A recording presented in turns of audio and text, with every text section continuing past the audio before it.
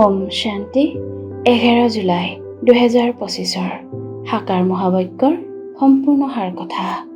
মৰমৰ সন্তানসকল, পোনপ্ৰথমে সকলোকে পিতাৰ প্ৰকৃত পৰিচয় দি গীতাৰ ভগৱানক সিদ্ধ কৰা, তেতিয়া তোমালোকৰ নাম প্ৰসিদ্ধ হ'ব।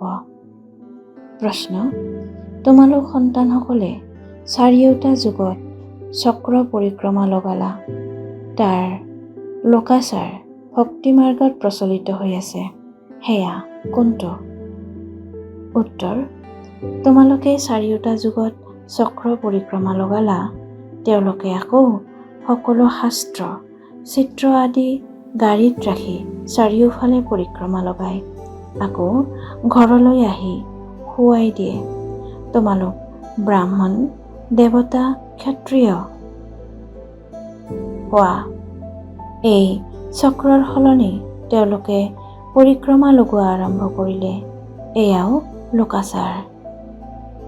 ধাৰণাৰ বাবে মুখ্য সাৰ: 1. সদায় এইটো নিচা বা আনন্দত থাকিব লাগে যে আমাক ভগৱানে পঢ়ায়, কোনো কথাত সংশয় বুদ্ধিৰ হ'ব নালাগে, শুদ্ধ অহংকাৰ কৰিব লাগে। 2. সূক্ষ্ম লোকৰ কথাবোৰত বেছি আগ্ৰহ ৰাখিব নালাগে, আত্মাক শতপ্ৰধান কৰি তোলাৰ পুৰা পুৰুষাৰ্থ কৰিব লাগে।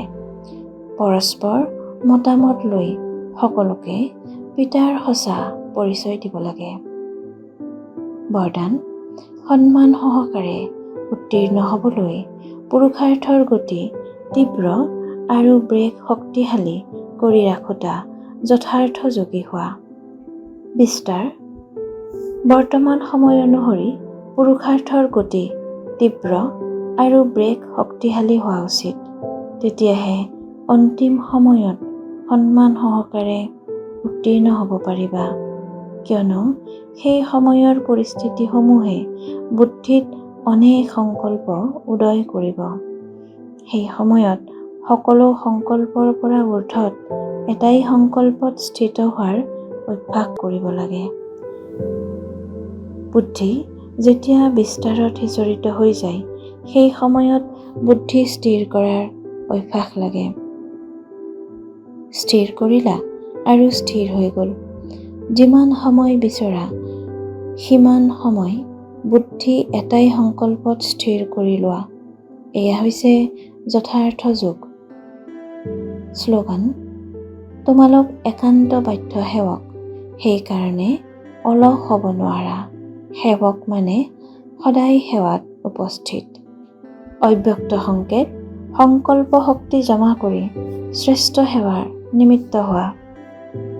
যেনেকৈ বেজীৰ দ্বাৰা তেজত শক্তি ভৰাই দিয়ে, তেনেকৈ তোমালোকৰ শ্ৰেষ্ঠ সংকল্পই বেজীৰ কাম কৰিব।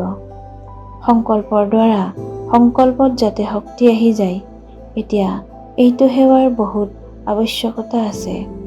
নিজৰ সুৰক্ষাৰ বাবেও শুভ আৰু শ্ৰেষ্ঠ সংকল্প শক্তি আৰু নিৰ্ভয়তাৰ শক্তি জমা কৰা, তেতিয়াহে সমাপ্তি সুন্দৰ আৰু বেহদৰ কাৰ্যত সহযোগী হৈ বেহদৰ ৰাজ্য অধিকাৰী হ'ব পাৰিবা। ওম শান্তি।